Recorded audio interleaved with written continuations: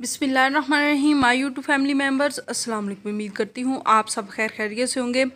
आज मैं आपको बताऊंगी गर्मियों के लिए बहुत ही मुफीद शरबत।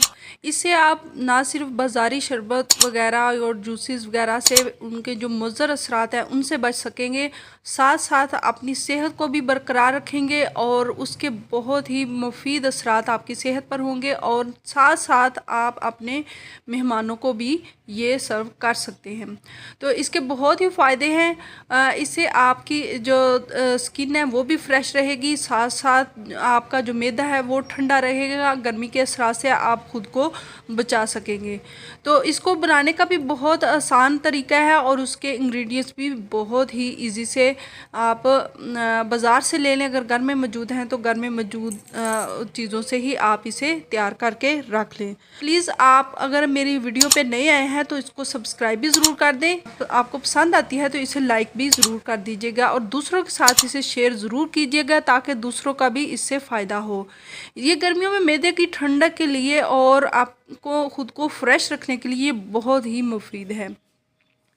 तो सबसे पहले आपने करना ये है, आपने 1 कप जो सौंफ का है वो ले लेना है और उसको धूप में अच्छे से सुखा लें।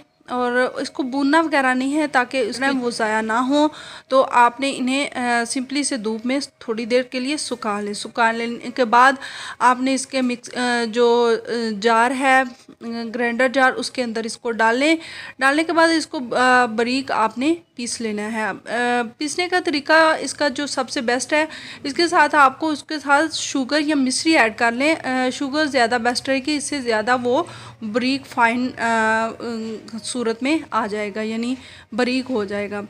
तो उसको अच्छे से पीसने के बाद उसको छान लें। छानने में के बाद अगर इसके अंदर मज़ीद वो जो दाने वगैरह हैं सौंफ के वो रह जाएंगे, आपने दोबारा उसको जार में डाल लें और जार में डालने के 2 चम्मच जो छोटी इलायची है वो उसको ऐड कर देना है और 1 चम्मच के लगभग आपने जो काली मिर्च है वो भी ऐड कर देनी है और दोबारा इसको अच्छे से पीस लेना है।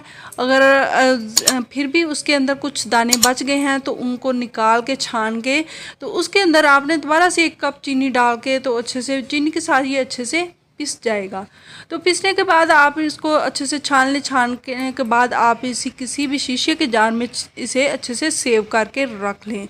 तो आपने इसे सर्व कैसे करना है, ख़ुद कैसे लेना है, मेहमानों को भी देना है। तो ये दूध में भी आप इजीली इसे डाल के इस्तेमाल कर सकते हैं और पानी में भी। तो दूध में भी डालने का यही तरीका है, आप दूध को ठंडा करें और उसमें शुगर आप अपने हिसाब से डाल लें। वैसे तो शुगर इसके अंदर भी हमने पिसी हुई है और तुख लंगा है जो वो आपने भिगो लेना है। पहले 2 चम्मच भिगो के रख लें।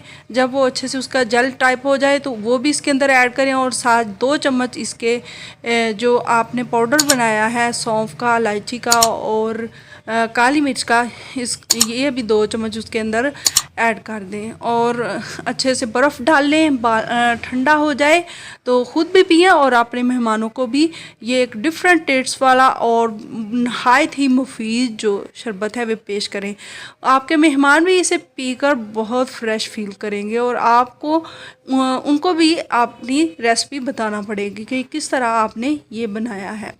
तो इसमें अगर आप गुलाब की पत्तियां डालना चाहें तो वो भी ऑप्शनल है, आप वो भी इसके अंदर ऐड कर सकते हैं। इससे बहुत अच्छी जो खुशबू है वो ड्रिंक से आएगी, चाहे आप उसमें दूध में ऐड कर लें और पानी में भी डाल सकते हैं। तो कैसी लगी मेरी आपको ये आसान सी टिप? अगर आपको पसंद आए तो इसे लाइक कर दें।